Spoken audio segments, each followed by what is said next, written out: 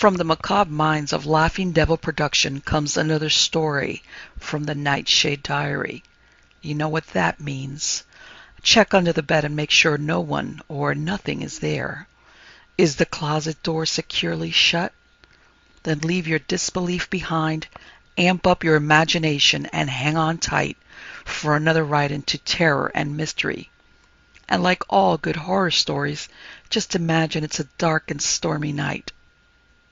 And remember, screaming like a little girl is permitted.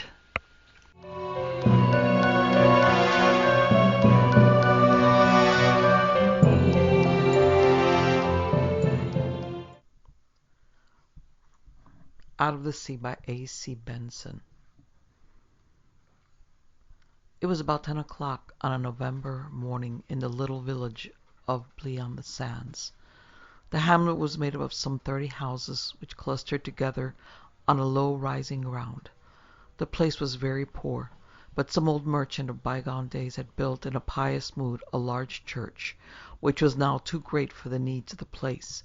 The nave had been unroofed in a heavy gale, and there was no money to repair it, so that it had fallen to decay, and the tower was joined to the choir by roofless walls.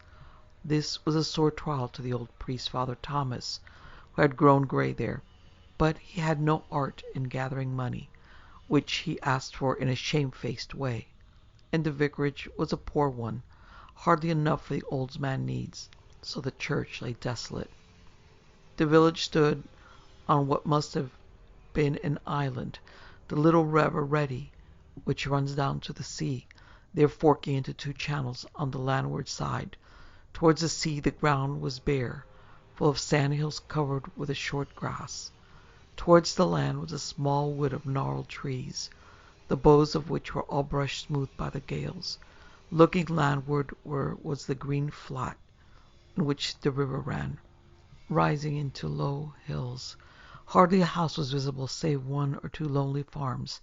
2 or 3 church towers rose above the hills at a long distance away. Indeed, Bloch was much cut off from the world.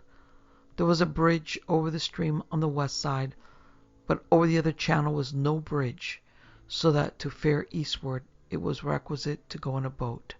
To seaward there were wide sands when the tide was out. When it was in, it came up nearly to the end of the village street. The people were mostly fishermen, but there were a few farmers and laborers.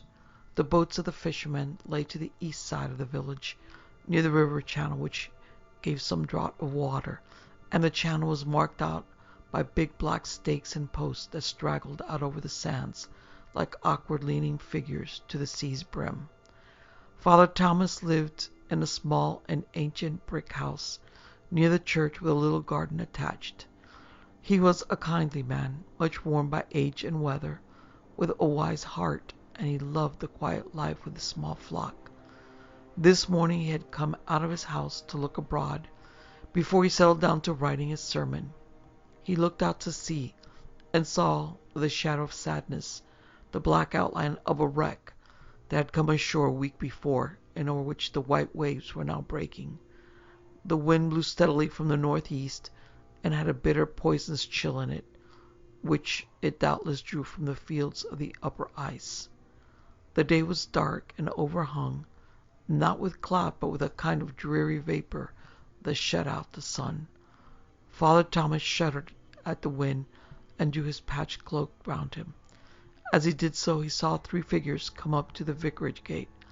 It was not a common thing for him to have visitors in the morning, and he saw with surprise that they were old Master John Grimston, the richest man in the place, half farmer and half fisherman, a dark, surly old man, his wife Bridget, a timid and frightened woman, who found life with her harsh husband a difficult business, in spite of their wealth, which for a place like Bloch was great, and their son Henry, a silly shambling man of 40, who was his father's butt.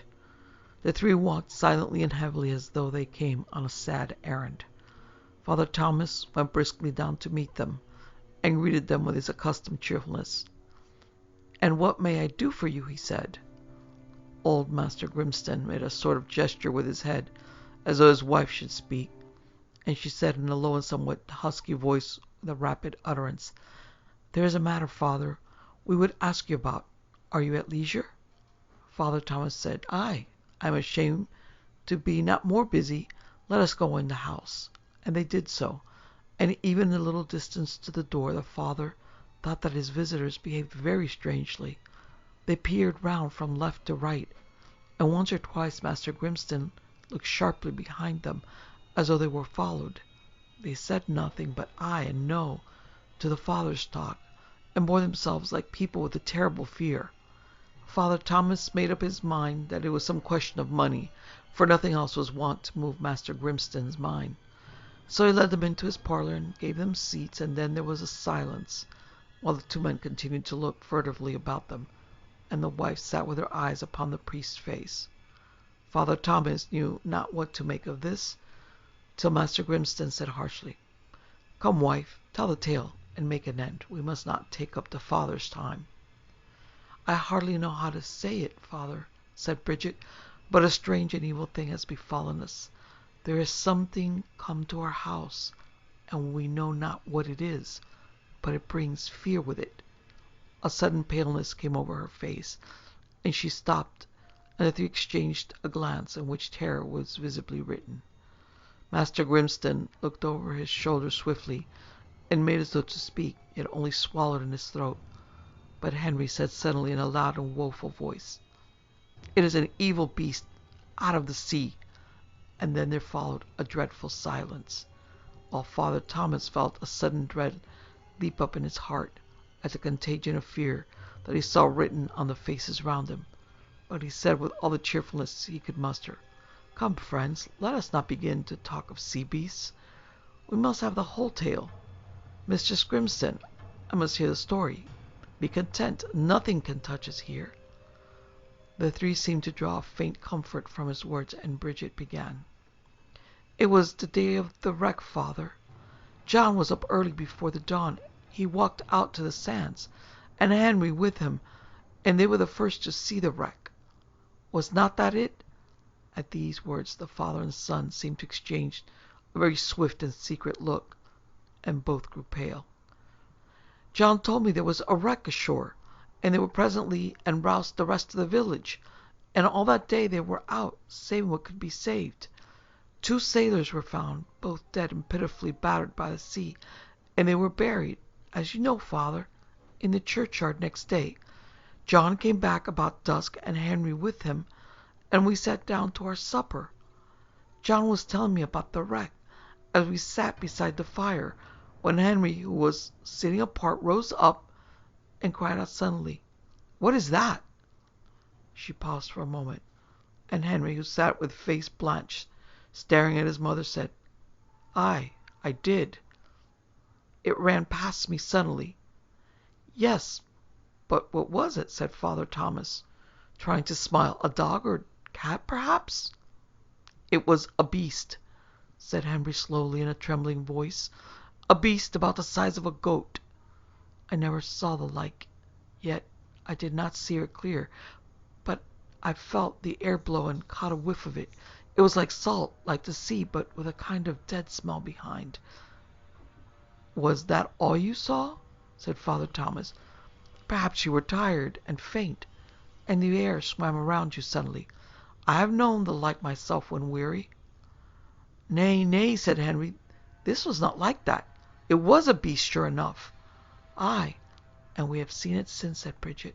'At least I have not seen it clearly yet, but I have smelt its odour, and it turns me sick. But John and Henry have seen it often. Sometimes it lies and seems to sleep, but then it watches us. And then again it is merry, and will leap in a corner. And John saw it skip upon the sands near the wreck. Did you not, John?'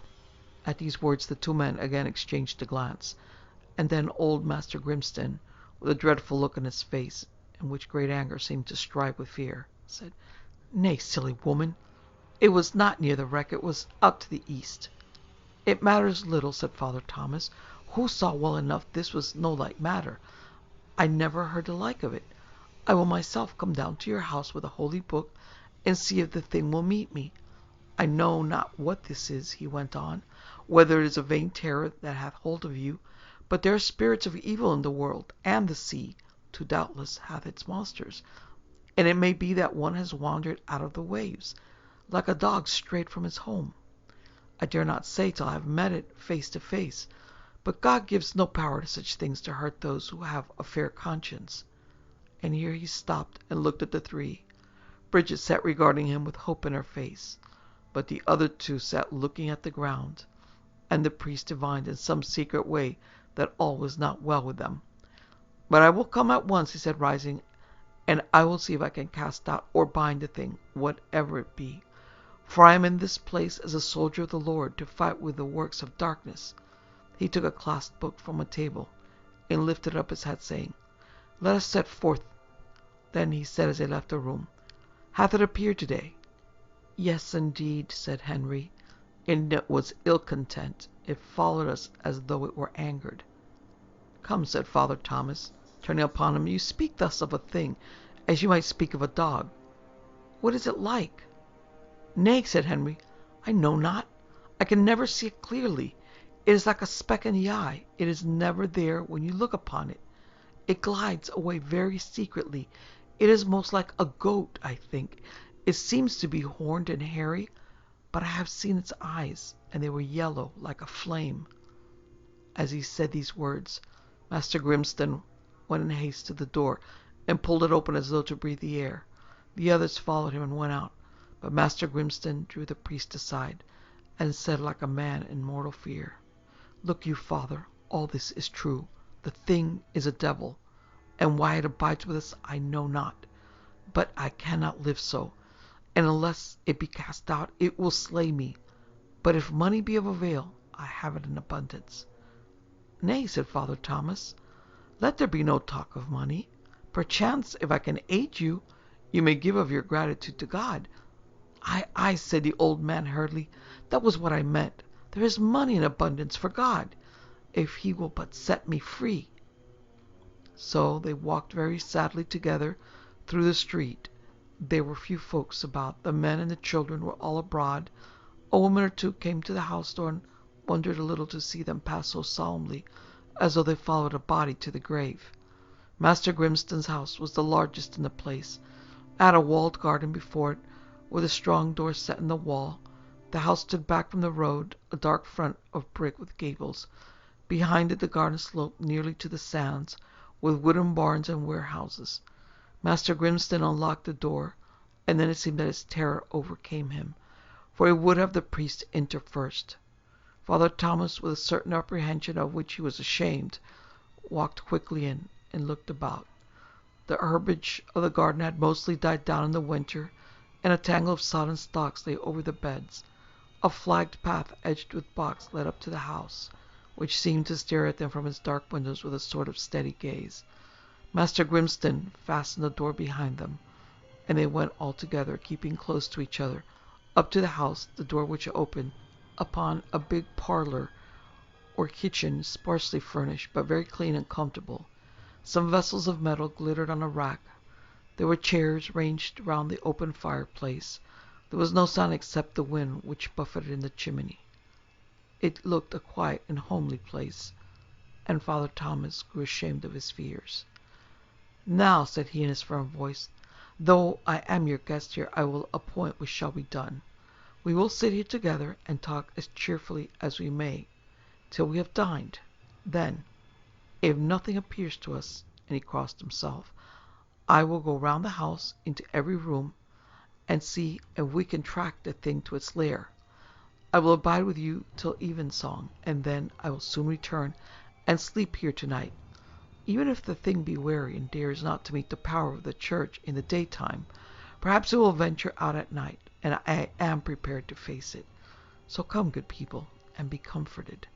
So they sat together, and Father Thomas talked of many things, and told some old legends of saints, and they dined, though without much cheer, and still nothing appeared. Then after dinner, Father Thomas decided to view the house, so he took his Bible, and they went from room to room. On the ground floor there were several chambers not used, which they entered in turn, but saw nothing. On the upper floor there was a large room where Master Grimston and his wife slept, and a further room for Henry, and a guest chamber in which the priest was to sleep, and a room where a servant maid slept. And now the day began to darken and to turn to evening, and Father Thomas felt a shadow grow in his mind. There came into his head a verse of scripture about a spirit who found the house empty, swept, and garnished, and called his fellows to enter in. At the end of the passage was a locked door, and Father Thomas said, "This is the last room. Let us enter." "Nay, there is no need to do that," said Master Grimston in a kind of haste. "It leads nowhere. It is but a storeroom." "It would be a pity to leave it unvisited," said the Father, and as he said the word there came a kind of stirring from within. "A rat, doubtless," said the Father, striving with a sudden sense of fear. But the pale faces round him told another tale. "Come, Master Grimston, let us be done with this," said Father Thomas decisively. "The hour of vespers draws nigh." So Master Grimston slowly drew out a key and unlocked the door, and Father Thomas marched in. It was a simple place enough. There were shelves on which various household matters lay, boxes and jars with twine and cordage. On the ground stood chests. There were some clothes hanging on pegs, and in a corner was a heap of garments piled up. On one of the chests stood a box of rough deal, and from the corner of it dripped water, which lay in a little pool on the floor. Master Grimston went hurriedly to the box and pushed it further to the wall. As he did so, a kind of sound came from Henry's lips. Father Thomas turned and looked at him. He stood pale and strengthless, his eyes fixed on the corner.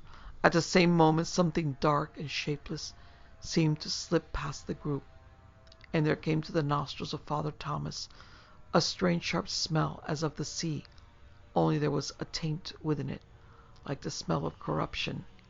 They all turned and looked at Father Thomas together, as though seeking comfort from his presence. He, hardly knowing what he did, and in the grasp of a terrible fear, fumbled with his book, and opening it read the first words that his eyes fell upon, which was the place where the blessed Lord, beset with enemies, said that if he did but pray to his Father, he should send him forthwith legions of angels to encompass him. And the verse seemed to the priest so like a message sent instantly from heaven that he was not a little comforted. But the thing, whatever the reason was, appeared to them no more at that time. Yet the thought of it lay very heavy on Father Thomas's heart. In truth, he had not in the bottom of his mind believed that he would see it, but had trusted in his honest life and his sacred calling to protect him. He could hardly speak for some minutes. Moreover, the horror of the thing was very great, and seeing him so grave, their terrors were increased, though there was a kind of miserable joy in their minds that someone, and he a man of high repute, should suffer with them. Then Father Thomas, after a pause, they were now in the parlor, said, speaking very slowly, that they were under a sore affliction of Satan, and that they must withstand it with a good courage. And look you, he added, turning with a great sternness to the three, if there be any mortal sin upon your hearts, see that you confess it and be shriven speedily, for while such a thing lies upon the heart, so long hath Satan power to hurt, otherwise have no fear at all. Then Father Thomas slipped out to the garden, and hearing the bell pulled for vespers, he went to the church, and the three would go with him, because they would not be left alone. So they went together. By this time the street was fuller, and the servant maid had told tales, so that there was much talk in the place about what was going on. None spoke with them as they went, but at every corner people could be seen talking, and, as the Father approached, the silence would fall upon a group, so that they knew that their terrors were on every tongue. There was but a handful of worshippers in the church, which was dark, save for the light on Father Thomas's book. He read the holy service swiftly and courageously, but his face was very pale and grave in the light of the candle. When the vespers were over, and he had put off his robe, he said that he would go back to his house and gather what he needed for the night, and that they should wait for him at the churchyard gate. So he strode off to his vicarage, but as he shut the door he saw a dark figure come running up the garden. He waited with a fear in his mind, but in a moment he saw that it was Henry, who came up breathless, and said that he must speak with the Father alone. Father Thomas knew that some dark secret was to be told him, so he led Henry into the parlor and seated himself and said, "Now, my son, speak boldly. There was an instant's silence, and Henry slipped onto his knees. Then in a moment Henry, with a sob, began to tell his tale. He said that on the day of the wreck his father had roused him very early in the dawn, and had told him to put on his clothes and come silently, for he thought there was a wreck ashore. His father carried a spade in his hand, he knew not then why. They went down to the tide, which was moving up very fast, and had left but an inch or two of water on the sands. There was a little light, but when they had walked a little, they saw the black hull of a ship before them, on the edge of the deeper water, the waves driving over it, and then all at once they came upon the body of a man lying on his face on the sand. There was no sign of life in him, but he clasped a bag in his hand that was heavy, and the pocket of his coat was bulging, and there lay moreover some glittering things about him that seemed to be coins. They lifted the body up, and his father stripped the coat from the man, and then bade Henry dig a hole in the sand, which he presently did, though the sand and water oozed fast into it. Then his father, who had been stooping down, gathering something up from the sand, raised the body up and laid it in the hole, and bade Henry cover it, and so he did till it was nearly hidden. Then came a horrible thing. The sand in the hole began to move and stir, and presently a hand was put out with clutching fingers, and Henry dropped the spade and said, "There is life in him!" But his father seized the spade and shoveled the sand into the hole with a kind of silent fury, and trampled it over and smoothed it down, and then he gathered up the coat and the bag and handed Henry the spade. By this time the town was astir, and they saw very faintly a man run along the shore eastward, so making a long circuit to the west. They returned. His father had put the spade away and taken the coat upstairs, and then he went out with Henry and told all he could find that there was a wreck ashore. The priest heard the story with a fierce shame and anger, and turning to Henry said, "But why did you not resist your father and save the poor sailor?"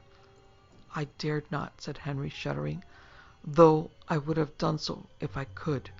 But my father has a power over me, and I am used to obeying him." Then said the priest, "This is a dark matter, but you have told the story bravely, and now I will shrive you, my son."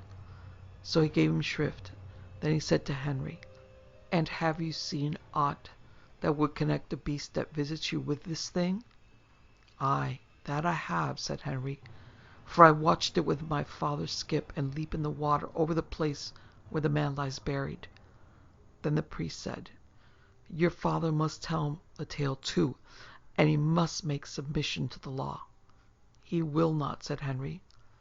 "Then will I compel him," said the priest. "Not out of my mouth," said Henry, "or he will slay me too." And then the priest saw that he was in an awkward position, for he could not use the words of confession of one man to convict another of his sin.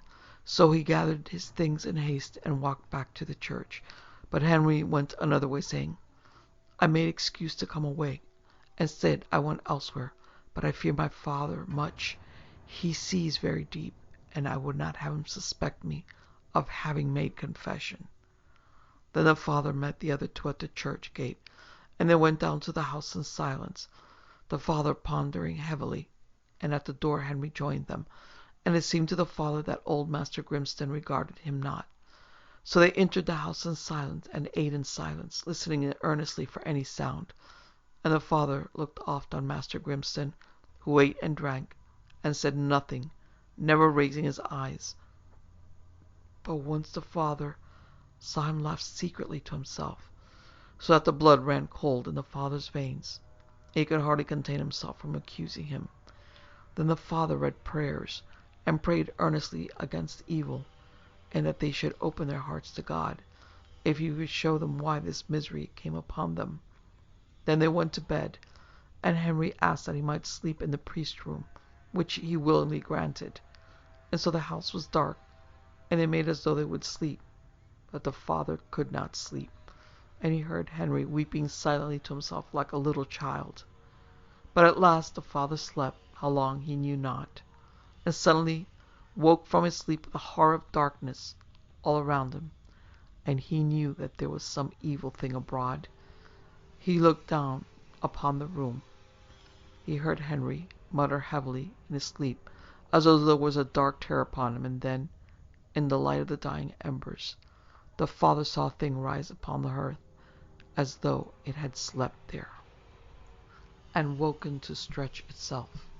And then in the half-light it seemed softly to gambol and play. But whereas when an innocent beast does this it seems a fond and pretty sight, the father thought he had never seen so ugly a sight as the beast gambolling all by itself, as if it could not contain its own dreadful joy. It looked viler and more wicked every moment. Then, too, there spread in the room the sharp scent of the sea, with a foul smell underneath it, that gave the father a deadly sickness. He tried to pray, but no words would come, and he felt indeed that the evil was too strong for him. Presently the beast desisted from its play and looked wickedly about it, came near to the father's bed, and seemed to put up its hairy forelegs upon it. He could see its narrow and obscene eyes, which burned with a dull yellow light, and were fixed upon him. And now the priest thought that his end was near, for he could stir neither hand nor foot, and the sweat ran down his brow. But he made a mighty effort in a voice which shocked himself, so dry and husky, and withal so loud and screaming a tone it was. He said 3 holy words. The beast gave a great quiver of rage, but it dropped down on the floor, and in a moment was gone. Then Henry woke, and raising himself on his arm said something, but there broke out in the house a great outcry and the stamping of feet, which seemed very fearful in the silence of the night. The priest leapt out of his bed, all dizzy, and made a light, and ran to the door and went out, crying whatever words came to his head. The door of Master Grimston's room was open, and a strange and strangling sound came forth. The father made his way in, and found Master Grimston lying upon the floor, his wife bending over him. He lay still, breathing pitifully, and every now and then a shudder ran through him. In the room there seemed a strange and shadowy tumult going on, but the father saw that no time could be lost, and kneeling down beside Master Grimston, he prayed with all his might. Presently Master Grimston ceased to struggle and lay still, like a man who had come out of a sore conflict. Then he opened his eyes, and the father stopped his prayers, and looking very hard at him, said, "My son, the time is very short. Confess your sins." Then Master Grimston, rolling his haggard eyes upon the group, twice strove to speak and could not, but the third time the father, bending down his head, heard him say in a thin voice that seemed to float from a long way off, "I slew him. My sin." Then the father swiftly gave him shrift, and as he said the last word, Master Grimston's head fell over on the side, and the father said, "He is gone." And Bridget broke out into a terrible cry, and fell upon Henry's neck, who had entered unseen. Then the father bade Henry lead her away, and put the poor body on the bed. As he did so, he noticed that the face of the dead man was strangely bruised and battered, as though it had been stamped upon by the cloven hoofs of some beast. Then Father Thomas knelt, and prayed until the light came filtering in through the shutters, and the cocks crowed in the village, and presently it was day. But that night the father learnt strange secrets, and something of the dark purpose of God was revealed to him. In the morning there came one to find the priest, and told him that another body had been thrown up on the shore, which was strangely smeared with sand, as though it had been rolled over and over in it, and the father took order for its burial. Then the priest had a long talk with Bridget and Henry. He found them sitting together, and she held her son's hand, and smoothed his hair, as though he had been a little child, and Henry sobbed and wept, but Bridget was very calm. "He hath told me all," she said, "and we have decided that he shall do whatever you bid him. Must he be given to justice?" And she looked at the priest very pitifully. "Nay, nay," said the priest, "I hold not Henry to account for the death of the man. It was his father's sin, who hath made heavy atonement. The secret shall be buried in our hearts." Then Bridget told him how she had waked suddenly out of her sleep, and heard her husband cry out, and that then followed a dreadful kind of struggling, with the scent of the sea over all, and that he had all at once fallen to the ground, and she had gone to him, and that then the priest had come. Then Father Thomas said with tears that God had shown them deep things, and visited them very strangely. Then lastly he went with Henry to the storeroom, and there in the box that had dripped with water lay the coat of the dead man full of money, and the bag of money too, and Henry would have cast it back into the sea. But the priest said that this might not be, but it should be bestowed plentifully upon shipwrecked mariners, unless the heir should be found. But the ship appeared to be a foreign ship, and no search ever revealed whence the money had come. Master Grimson was found to have left much wealth, but Bridget sold the house and the land, and it mostly went to rebuild the church. Then Bridget and Henry moved to the vicarage and served Father Thomas faithfully, and they guarded their secret. Now the beast troubled those of whom I write no more, but it is easier to raise up evil than to lay it, and it is said to this day that a man or a woman with an evil thought in their hearts may see on a certain evening in November, at the ebb of the tide, a goat-like thing wade in the water, snuffing at the sand as though it sought, but found not. The Closer of the Way by Robert Bloch. To this day I don't know how they got me to the asylum. The events leading up to my committal constitute a mystery which defies the probe of memory, and so it shall remain. Family and friends spoke at the time of a nervous condition, but that is undoubtedly a polite euphemism. They preferred to call the asylum a private sanatorium, and my incarceration was referred to as convalescence. But now that I have no family and no friends, I can at least speak freely and frankly of my situation. I was insane. God, what hypocrites we've become! The higher the incidence of insanity in our society, the more the word itself has been tabooed. In a world gone mad, it is no longer possible to speak freely of madmen. In this era of lunacy, there are supposedly no lunatics. The craziness compounds because we refuse to admit that anyone is crazy. Mentally ill. That's the phrase which Dr. Connors used. Paranoid schizophrenia was another and more highly clinical description, neither which really conveys an accurate impression of the horror inherent in the reality or the unreality. Insanity is a long nightmare from which some never awaken. Others, like myself, eventually open their eyes to greet the dawn of a new day, rejoicing in renewed awareness. It is a wonderful feeling to realize that the nightmare has ended. It makes you want to sing as I did. Yes, we have no bananas. Dr. Connors eyed me dispassionately. What's that supposed to mean? He said. That I'm all right again, I smiled. Bananas, the current slang for insanity. It's a kind of a joke. I see. But Dr. Connors didn't really see anything. When I assured him that I was no longer disoriented, no longer hostile or afraid, he merely nodded. And when I told him I was ready to go home, he shook his head.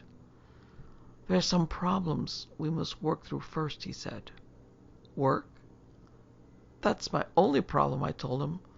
I've got to get back to work. Do you realize what staying here has cost me? Dr. Connors shrugged.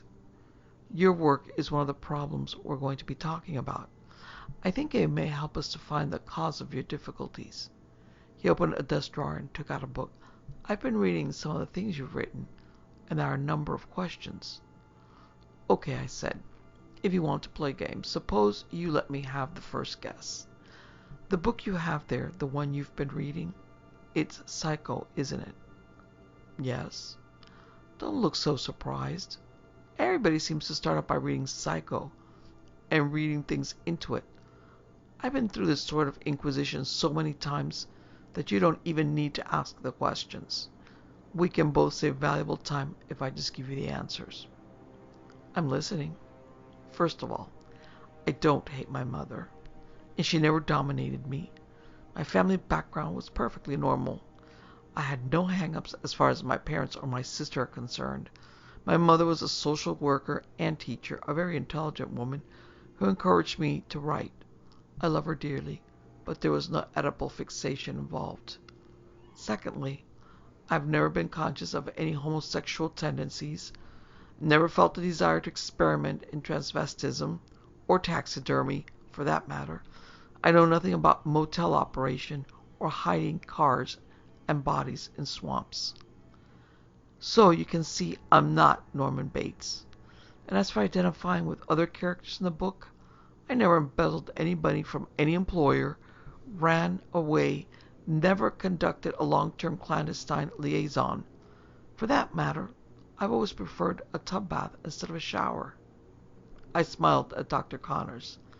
The idea for the book came to me after reading about an actual murder case. I didn't use any of the real-life participants as characters, nor the real-life situation. What set me off was wondering how a man living in a small town all his life, under constant scrutiny of his neighbors, could manage to conceal his crimes of violence. What I did, call it the case entry if you will, was to construct a psychological profile of such a man, just as you do in your work. Once I felt I understood the character and his motivations, the rest was simple. Dr. Connors nodded. Thank you for your cooperation. You've anticipated and answered all of my questions except one. And that is? Let me put it this way. I imagine you read up on quite a few murder cases as a matter of course. It would be the natural thing to do in your line of work. That's true. And some of them are pretty sensational, aren't they? Mass murders, bizarre slayings, and ritual killings. Weird deaths occurring under strange circumstances. Also true. Some of them, I'm sure, are far more shocking and violent than the particular crime which, in your words, set you off. Right. Then my question is simply this. Why did this one murder intrigue you? Why did you choose it rather than another? But I've already explained. It was wondering how the killer managed to conceal his activities and get away with it. How he was able to avoid suspicion, lead a double life. That's interesting. The problem of concealment avoiding suspicion. Dr. Connors leaned forward. Do you lead a double life? I stared at him for a long moment before answering. Forgive me for saying so, but you're out of your mind. Perhaps, but being out of my mind doesn't matter. It's getting into your mind that's important. He stood up. That's enough for now, I think. We'll talk again tomorrow. More questions? Hopefully more answers. He gave a little chuckle. It appears I'm going to have to do some further reading tonight. Well, good luck to you, and pleasant dreams. That's the title of one of your books, isn't it? Pleasant Dreams? I've written a lot of books, I said, and a lot of stories. I know. He walked me to the office door. Oh, one final thought. Did it ever occur to you that all fiction writing is a form of lying, and that the only major difference between an author and a psychotic is that the former puts down his fantasies on paper? You might think that over. I will, I told him. And I did, all that day and during the night which followed. In the end, I arrived at one firm conclusion. I disliked Dr. Connors intensely. It was late in the afternoon next day before Miss Frobisher came to my room and said that Dr. Connors was ready to see me. The long wait hadn't been easy on the nerves, and I'm sure she noticed how uptight I was. Miss Frobisher was a good nurse, I suppose, and treating patients like naughty children was just a part of her job. The fact that she was a little on the butch side probably contributed to her kindly authoritarianism, but I found her manner irritating. And how are we today, she greeted me. Are we ready for our therapy session? Speaking for myself, I've no objection, I said, but I happen to be alone. If you insist on addressing me in the plural, perhaps you need therapy more than I do. Miss Frobisher laughed professionally. Never show anger, never let them get to you. That's the secret. And guided me down the hall. Doctor's waiting for you in the surgery, she said. Don't tell me I'm going to have a prefrontal lobotomy, I murmured. This I need like a hole in the head. Miss Frobisher laughed again. Nothing of the sort. But the painters are doing his office and won't be finished until sometime tomorrow. So, if you don't mind. Fine with me. She led me into the elevator, and we got off on the third floor. I'd never been up there before, and was a little surprised to discover that Dr. Connors had a very efficient and compact medical unit installed. I knew, of course, that he was a neurosurgeon as well as a practicing psychiatrist, but I found myself quite impressed by the completely equipped modern surgery which I glimpsed beyond the wall glass of the outer room where Dr. Connors waited for me. I smiled at him as Miss Frobisher left. "We've got to stop meeting this way," I said. "Sit down." One look convinced me he wasn't in the mood for fun and games. I seated myself and faced him across the small table on which rested a notepad and a book. "Uh-huh," I murmured, glancing at the book. "So you did read Pleasant Dreams?" "All last evening." "I see you made some notes," I told him. "Since when did you become a critic?" "I'm not here to criticize, only to discuss." "Go ahead. We writers like to hear people talk about our work." "I was hoping you might do the talking." "What's to say? It's all in the book." "Is it?" "Look," I said. "Is it really necessary to talk like a shrink?" "Not if you're willing to stop talking like a patient." Dr. Connor smiled and glanced at the notepad. "But I am a patient," I said, "according to you." "According to Pleasant Dreams, you're quite a number of things. For instance, a collaborator of Edgar Allan Poe's." "The Lighthouse," I nodded. "A Poe scholar, back east. Found the unfinished story and suggested that I complete it." "Do you frequently get plots or ideas from other people?" "None that I can use. Most of my stuff comes from my own background or interest. I wrote The Dream Makers because I was always a silent movie fan, and Mr. Steinway represents a similar preoccupation with music. I like to use locales I visited or lived in.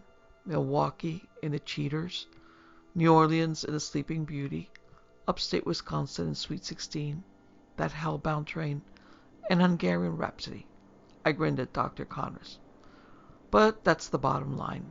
I've never owned a pair of magic eyeglasses, slept with a skeleton, ridden a motorcycle, made a bargain with the devil, or had an affair with a vampire." "Granted." Dr. Connors squinted at his notes. "So far we've talked about things you like.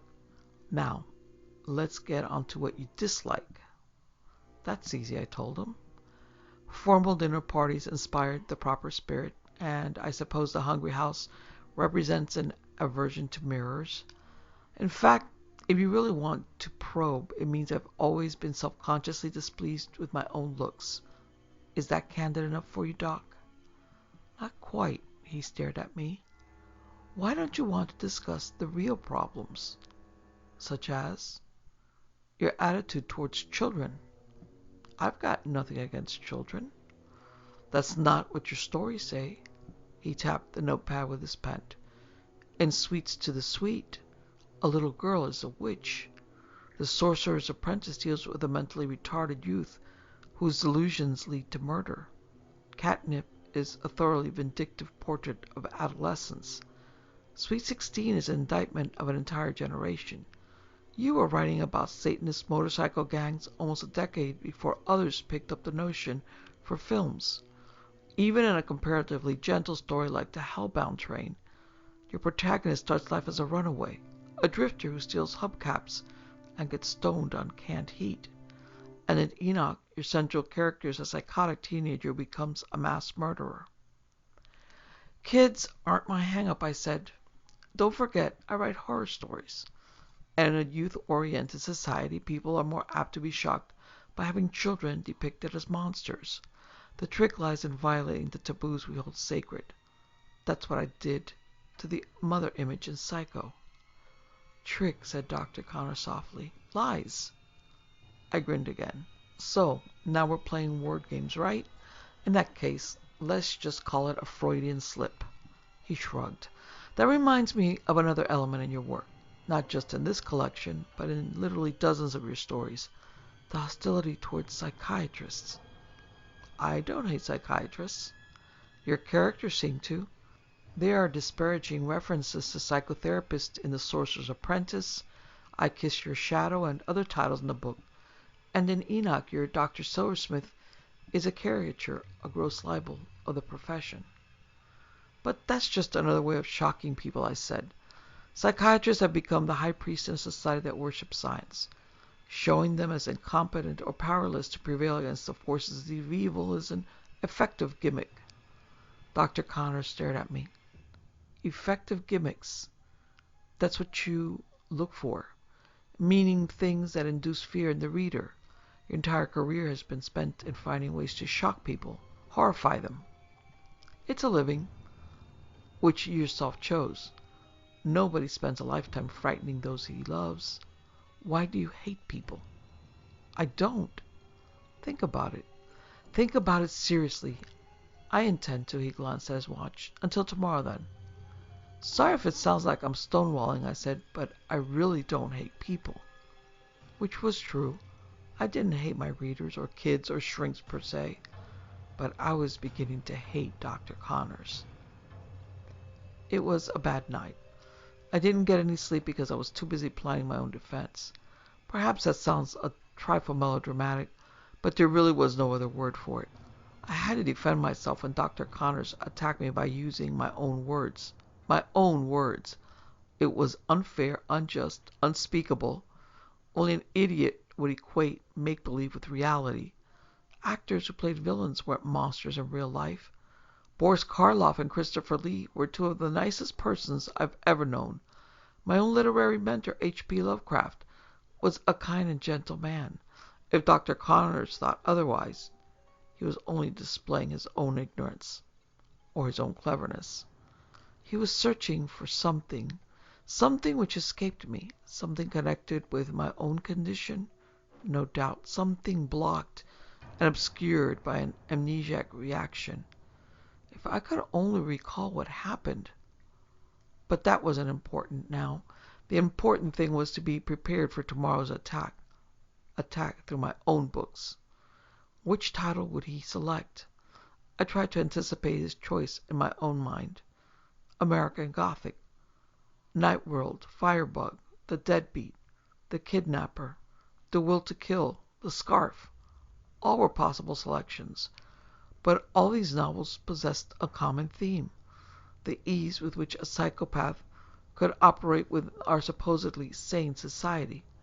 Surely, such a premise is legitimate subject for examination, and if Dr. Connors planned to play devil's advocate and ask why I was so preoccupied with psychopaths, I'd tell him the truth. I'm afraid of them, Doctor. Aren't we all? That was it. Just tell the truth. The truth shall make you free. I had plenty of time to consider the matter because Miss Frobisher didn't come for me until after dinner the following evening. Dr. Connors, she said, had been called away on personal business during the afternoon, but he'd returned now and was waiting for me again in the anteroom to the surgery unit. Sorry about that, he told me as Miss Frobisher departed. The painters finished my office, but I haven't had time to get things straightened out yet. So if you don't mind? Not at all.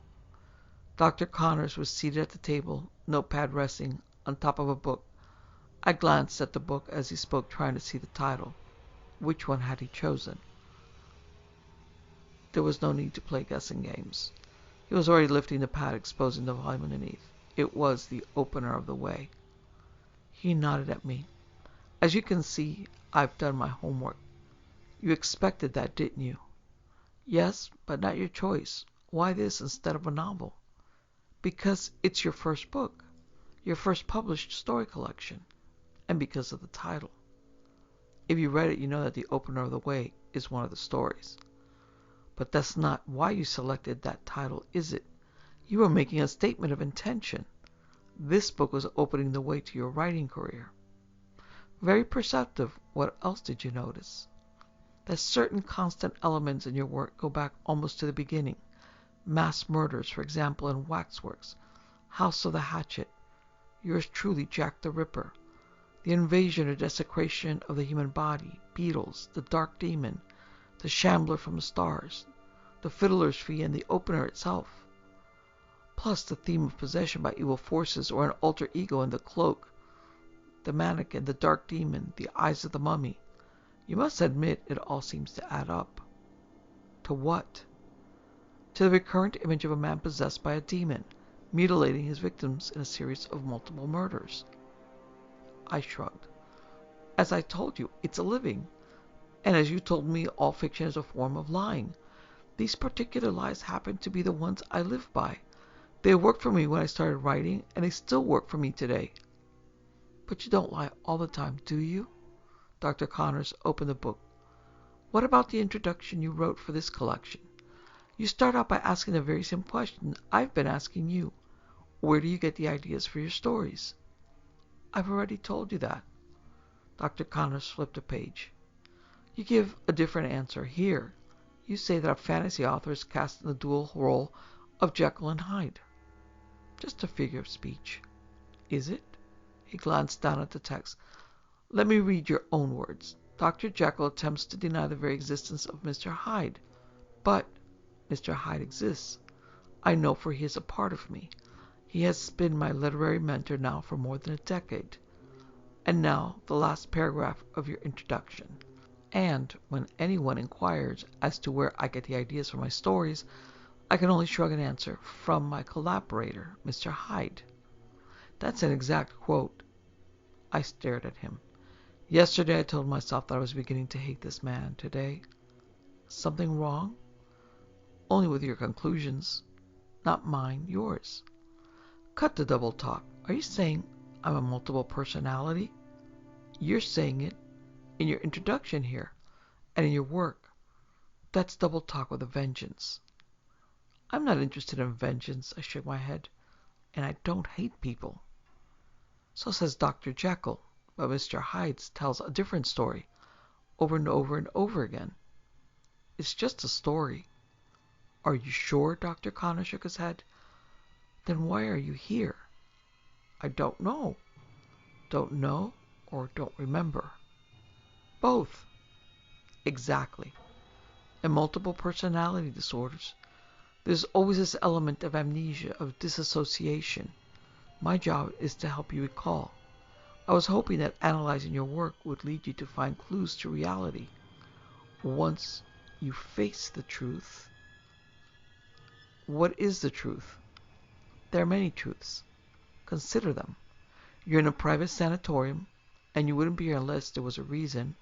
You're under tight security, and that should suggest the reason is a serious one. You can't remember what happened prior to your arrival. Surely this implies a personality split protected by an amnesic reaction. I took a deep breath. What you're saying is that I flipped out and killed somebody? No, Dr. Connor smiled. Consider the facts. If you'd killed somebody, you'd be downtown at the county jail. But I did flip, didn't I? Yes, he smiled again. Before we continue, perhaps I'd better remind you of another truth. I'm here because I'm interested in your welfare. I'm not your enemy. Locking me up? Playing cat and mouse games with me? Prying into my stories, my secrets? And expecting me to believe he wasn't my enemy? Maybe I was crazy, but I wasn't stupid. Of course not, I returned his smile. Shall we get on with it? Dr. Connors consulted his notepad. There's another thread weaving itself through your fiction. Not just the fantasies, but the mystery suspense stories. I've read so many of them deal with variations on a single nument. What's that? Decapitation. Is that so unusual? It's a common enough device for shocking the reader. Even the Queen in Alice in Wonderland kept saying, let's stick to your own work and what you say about the collector of heads and man with a hobby, and the collector of skulls and the skull of the Marquis de Sade, and the other collector called Enoch. What motivated you to write The Cure, The Headhunter, or See How They Run? There's a head lopped off in Psycho, and the final scene in The Night World speaks for itself. Heads roll in The Hound of Pedro and that old college try. Dr. Connors picked up the book. You did it here in Waxworks, and your very first published book, The Feast in the Abbey. And a damn good thing, I said. That's what made an impression on the readers. Not just the idea of cannibalism, but when the narrator finds out what he's been eating, when he lifts the lid of the small silver platter and sees the head of his brother. Quite effective, I agreed. Dr. Connors looked up at me. I noticed you wrote in the first person. That's part of the impact. And where did the idea come from? A newspaper story, something you heard or read about? I don't remember. After all, that was so long ago. Odd, isn't it, that this should be one of your earliest efforts, And then you continued the same theme over the years? He kept staring at me. You've told me the source of so many of your stories. Surely there's a point of origin for this one and those which follow the pattern. I told you I can't remember. Nothing in your personal background? I am not a cannibal, if that's what you're hinting. I do have a younger sister, but no brother, so I could hardly cut off his head. It was hard to speak quietly because I hated him so, and it was hard to hear him now because of the way my heart was pounding, pounding, pounding. Look, said Dr. Connors, I'm going to tell you something that will help you to remember. It may shock you, but sometimes shock therapy is the most effective method. Go ahead, I said. A head. Head. It was the head of my brother. Dr. Connors was watching my face, but I'm positive he couldn't hear the voice inside my head. My head. His head. Their heads? I forced myself to look at him, forced myself to smile. Don't tell me I cut off somebody's head, I said. No, but you tried. That's a lie. I stood up and I wasn't smiling now. That's a lie. You mean you can't remember, but you did, and they stopped you just in time. It's all there in the record. But why? Why? Because the person you attempted to kill apparently reminded you of someone else. Someone long ago. Dr. Connors leaned forward, speaking very softly, so that I had to strain to hear him. I did hear him, though. I must have, because the hate kept building as he spoke. Only I still can't recall what he said.